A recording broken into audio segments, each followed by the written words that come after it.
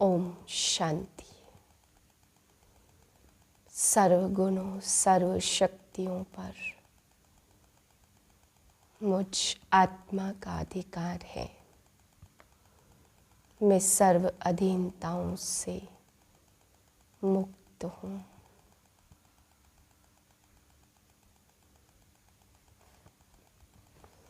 दस 9/2023 के महावाक्य हैं।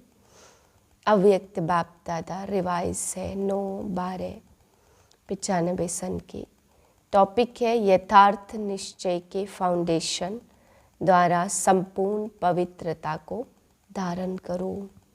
आज बाप दादा देश विदेश के नए नए बच्चों को देख रहे थे, चाहे मधुबन में साकार रूप में आए हो, चाहे आकार रूप में अपने अपने सेवा स्थान में आए हो, तो नयों नयों को देख बाप दादा सभी के निश्चय को देख रहे हैं। क्योंकि निश्चय इस ब्राह्मण जीवन के संपन्नता का फाउंडेशन है, और फाउंडेशन मजबूत है तो सहज और तीव्र गति से संपूर्णता तक पहुंचना निश्चित है। तो बाप दादा देख रहे थे कि निश्चय भी भिन्न भिन्न प्रकार का है। जो यथार्थ निश्चय है कि मैं परमात्मा का बन गया, स्वयं को भी आत्म स्वरूप में जानना, मानना और चलना, बाप को भी जो जैसे है वैसे जानना, यह है यथार्थ निश्चय। दूसरा निश्चय है योग द्वारा थोड़े समय के लिए अशांति से शांति का अनुभव करते और स्थान का शक्तिशाली शांत वायुमंडल आकर्षित करता है। वह ब्राह्मण परिवार, ब्राह्मण आत्माओं का आत्मिक प्यार और पवित्रता की जीवन का प्रभाव पड़ता है। कंपनी अच्छी लगती है। दुनिया के वायुमंडल के कंट्रास्ट में ये संग अच्छा लगता है। ज्ञान भी अच्छा, परिवार भी अच्छा, वायुमंडल भी अच्छा। तो वो अच्छा लगना उस फाउंडेशन के आधार पर चलते रहते हैं। ये है दूसरा नंबर। पहला नंबर सुनाया यथार्थ निश्चय, और दूसरा नंबर अच्छा लगता है, और तीसरा नंबर दुनिया के संबंधियों के दुखमय वातावरण से बचकर जितना समय भी सेवा केंद्र पर आते हैं, उतना समय दुख से किनारा होकर शांति का अनुभव करते हैं। ज्ञान की गुह्यता में नहीं जाएंगे, लेकिन शांति की प्राप्ति के कारण कभी आते हैं और कभी नहीं भी आते। लेकिन यथार्थ निश्चय बुद्धि विजयी होते हैं। और देखा जाता कि जब शुरू शुरू में आते हैं तो अशांति से तंग होते हैं, शांति के इच्छुक होते हैं। तो जैसे प्यासे को एक बूंद भी अगर पानी मिल जाए तो वह बहुत बड़ी बात अनुभव करता है। तो अप्राप्ति से प्राप्ति होती, और परिवार में, ज्ञान में, योग में, वायुमंडल में अंतर दिखाई पड़ता। तो पहला नंबर बहुत अच्छे उमंग उत्साह से चलते हैं। बहुत नशा रहता, खुशी भी होती।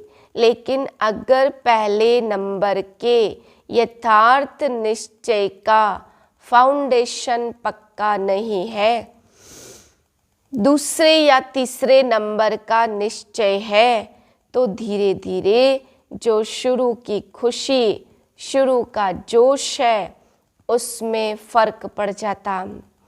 इस सीजन में नए नए बहुत आए और चांस भी मिला है, यह तो बहुत अच्छा है। बाप दादा को भी नए नए बच्चों को देखकर बहुत खुशी होती। और फिर ये तो अपने परिवार में पहुंच गए हैं, लेकिन ये चेक करो निश्चय का फाउंडेशन पक्का है? हमारा निश्चय नंबर 1 है या नंबर 2 है? अगर नंबर 1 निश्चय है तो चलते चलते मुख्य पवित्रता धारण करने में मुश्किल नहीं लगेगा। अगर पवित्रता स्वप्न मात्र भी हिलाती है, हलचल लाती है, तो समझो नंबर 1 फाउंडेशन कच्चा है। अगर कोई आत्मा का स्वधर्म पवित्रता है, अपवित्रता परधर्म है और पवित्रता स्वधर्म है, तो जब स्वधर्म का निश्चय हो गया तो परधर्म हिला नहीं सकता। कई बच्चे कहते हैं पहले तो बहुत अच्छे आते थे, अभी पता नहीं क्या हो गया। तो क्या हो जाता है कि बाप जो है जैसा है वैसे अनुभव में नहीं लाते हो। अगर पूछेंगे कि बाप साथ है तो हाथ सब उठाएंगे। हाथ उठाना तो बहुत सहज है, लेकिन बाप साथ है तो जो बाप की पहली पहली महिमा करते हो कि वो सर्वशक्तिमान है, ये मानते हो या सिर्फ जानते हो? तो जब सर्वशक्तिमान बाप साथ है तो सर्वशक्तिमान बाप के आगे पवित्रता अपवित्रता आ नहीं सकती। लेकिन आती तो है, तो आती फिर कहाँ से है? कोई और जगह है। चोर लोग जो होते वो अपना स्पेशल गेट बना लेते। चोर गेट होता है तो आपके पास भी छिपा हुआ चोर गेट तो नहीं है। चेक करो, नहीं तो माया आई कहाँ से? ऊपर से आ गई क्या? अगर ऊपर से भी आ गई तो ऊपर ही खत्म हो जानी चाहिए।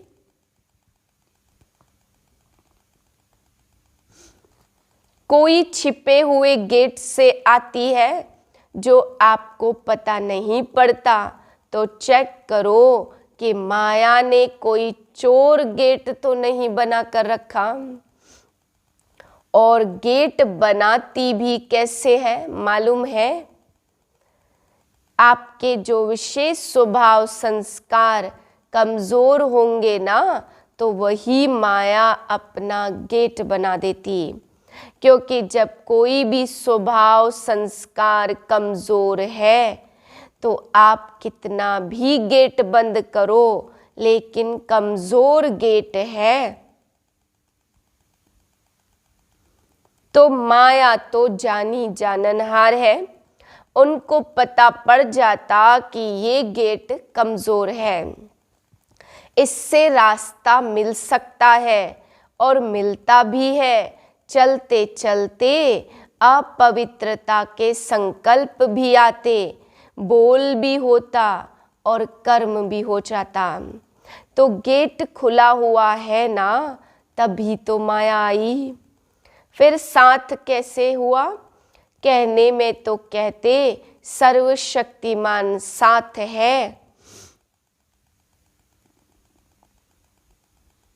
तो ये कमजोरी फिर कहाँ से आई?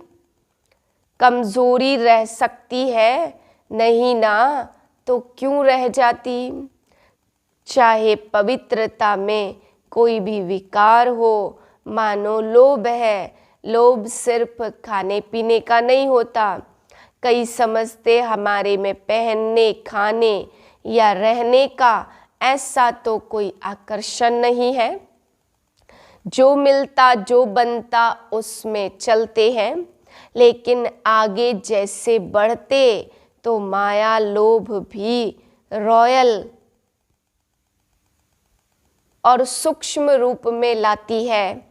वो रॉयल लोभ क्या है? चाहे स्टूडेंट हो चाहे टीचर हो, माया दोनों में रॉयल लोभ लाने का फुल पुरुषार्थ करती। मानो स्टूडेंट है, बहुत अच्छा निश्चय बुद्धि सेवाधारी है, सब में अच्छा है, लेकिन जब आगे बढ़ते तो रॉयल लोभ आ जाता कि मैं इतना कुछ करता हूँ, सब रूप तरफ से मददगार हूँ, तन से, मन से, धन से, और जिस समय चाहिए उस समय सेवा में हाजिर हो जाता हूँ। फिर भी मेरा नाम कभी भी टीचर वर्णन नहीं करती कि ये जिज्ञासु बहुत अच्छा है। अगर मानो ये भी नहीं आवे तो फिर दूसरा रूप क्या होता? अच्छा नाम ले भी लिया तो नाम सुनते सुनते मैं ही हूँ, मैं ही करता हूँ, मैं ही कर सकता हूँ, वो अभिमान के रूप में आ जाएगा। या बहुत काम करके आए और किसी ने आपको पूछा भी नहीं, एक गिलास पानी भी नहीं पिलाया, देखा ही नहीं, अपने आराम में या अपने काम में बिजी रहे, तो ये भी आता कि करो भी और कोई पूछे भी नहीं। तो करना ही क्या है? करना या ना करना एक ही बात है। पूछने वाला तो कोई है नहीं। इससे तो आराम से अपने घर बैठो, जब होगा तब सेवा कर लेंगे। ये भिन्न भिन्न प्रकार का विकारों का रॉयल रूप सामने आता, और एक भी विकार आ गया, मानो लोभ नहीं आया लेकिन अभिमान आ गया, या अपने मानने तक का हमारी मान्यता हो उसका भान आ गया, तो जहाँ एक विकार होता वहाँ उनके चार साथी छिपे हुए रूप में होते, और अपने आपने एक को चांस दिया तो वो छिपे हुए वो समय प्रमाण अपना चांस ले लेते हैं। फिर कहते पहले जैसा नशा अब नहीं है, पहले बहुत अच्छा था, पहले बहुत बड़ी अच्छी अवस्था थी, अभी पता नहीं क्या हो गया, माया चोर गेट से आ गई। ये है पता, ये नहीं कहो कि पता नहीं है। और टीचर को भी आता, टीचर को क्या चाहिए? सेंटर अच्छा हो, कपड़े भले कैसे भी हो, लेकिन सेंटर थोड़ा रहने लायक तो अच्छा हो, और जो साथी हो वो स्टूडेंट हो वह भी बहुत अच्छे हो, बाबा की भंडारी अच्छी हो। अगर अच्छा स्टूडेंट चेंज हो जाए तो दिल थोड़ा धड़कती है। फिर समझते क्या करे, ये मददगार था ना, अभी वो चला गया। मददगार जिज्ञासु था व बाप था, तो उस समय कौन दिखाई देता, जिज्ञासु या बाप? तो ये रॉयल माया फाउंडेशन को हिलाने की कोशिश करती। अगर आपको निश्चय है सर्वशक्तिमान साथ है तो बाप किसी न किसी को निमित्त बना देता। कई फिर सोचते हैं हमें कम से कम एक बार आबू की कॉन्फ्रेंस में या किसी बड़ी कॉन्फ्रेंस में चांस मिलना चाहिए, चलो और नहीं योग शिविर तो करा ले,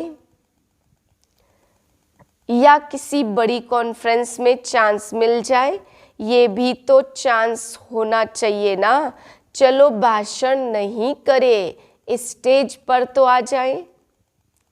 आखिर विनाश हो जाएगा, क्या विनाश तक भी हमारा नंबर नहीं आएगा? नंबर तो आना चाहिए ना। लेकिन पहले भी बाप दादा ने सुनाया, अगर योग्य है, चांस मिलता है तो खुशी से करो, लेकिन ये संकल्प करना कि हमें चांस मिलना चाहिए, यह भी मांगना है, चाहिए चाहिए, यह है रॉयल मांगना। ये होना चाहिए, ये हमें पहचानते नहीं हैं, दादी दीदियाँ भी सभी को पहचानती नहीं हैं, तो आगे आते हैं, उनको आगे कर लेते। ये जो संकल्प आना, यह भी सूक्ष्म मांगना है। लेकिन बाप दादा ने सुना दिया, मानो आप स्टेज पर आ गई, या आपकी कोई भी विशेषता के कारण योग नहीं भी है, अवस्था इतनी अच्छी नहीं है, लेकिन बोल में कैचिंग पावर में विशेषता है तो चांस मिल जाता। क्योंकि किसी की वाणी में मिठास होती, स्पष्टता होती और कैचिंग पावर होती तो यहाँ से वहाँ के मिसाल वगैरह कैच करके सुनाते हैं, इसलिए उन्हों का नाम भी हो जाता। कौन चाहिए? फलानी चाहिए। कौन आवे? फलानी आवे, चाहे योग में कच्ची भी हो। तो इस पर नंबर फाइनल नहीं होने हैं।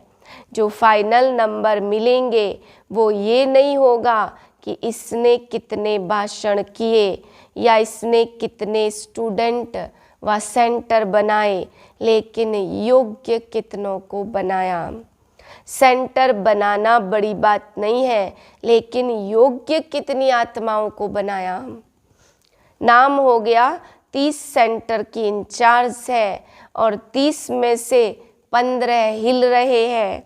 15 ठीक है तो फायदा हुआ या सिर्फ नाम हुआ?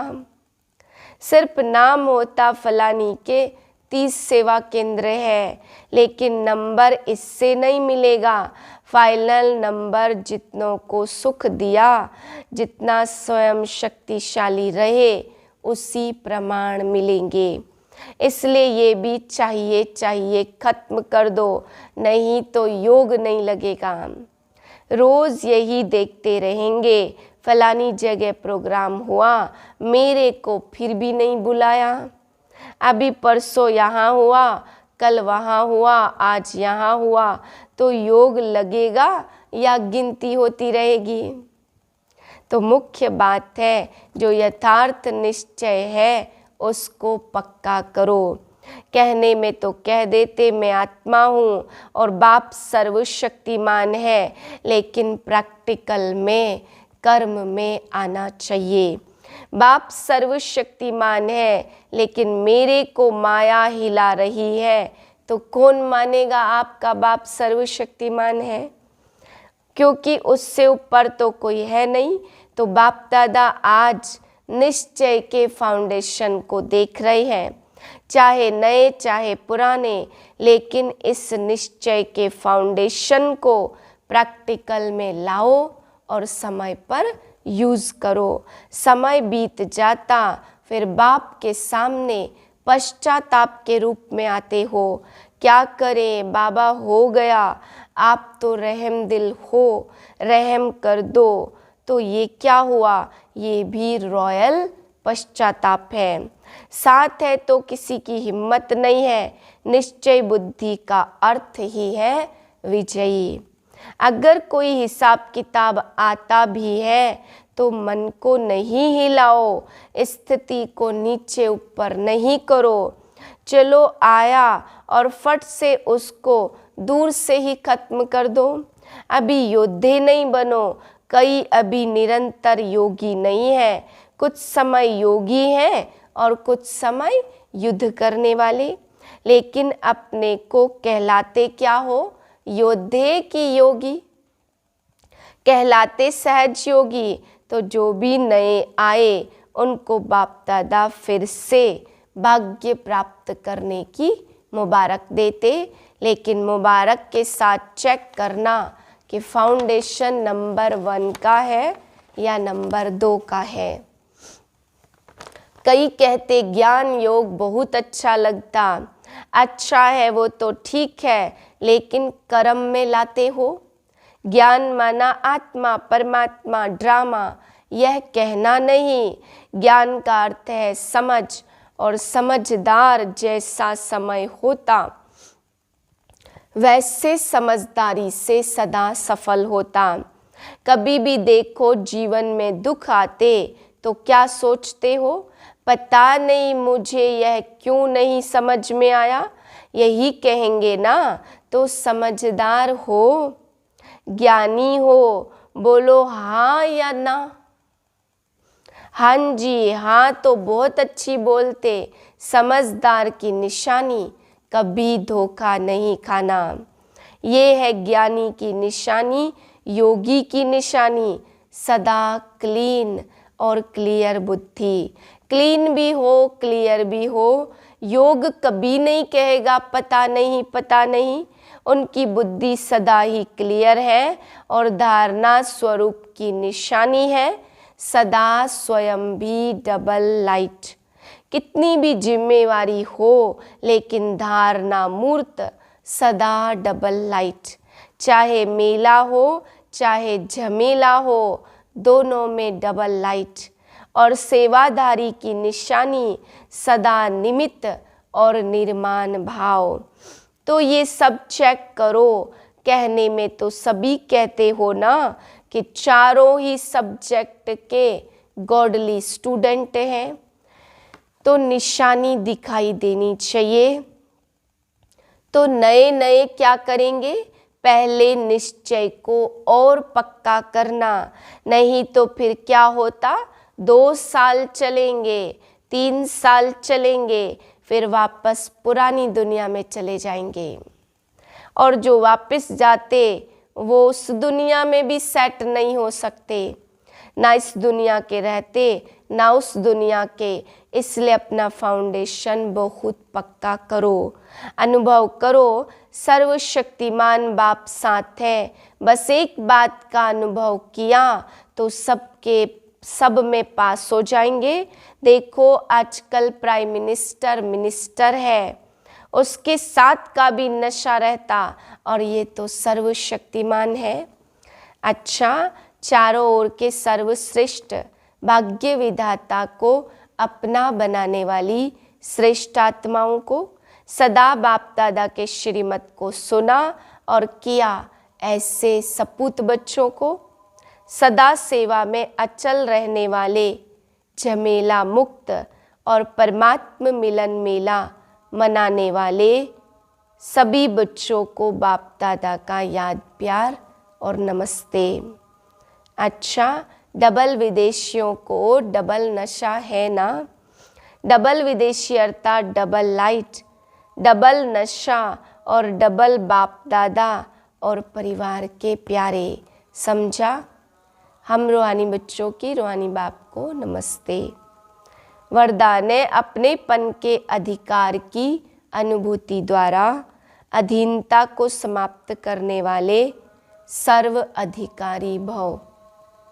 बाप को अपना बनाना अर्थात अपना अधिकार अनुभव होना।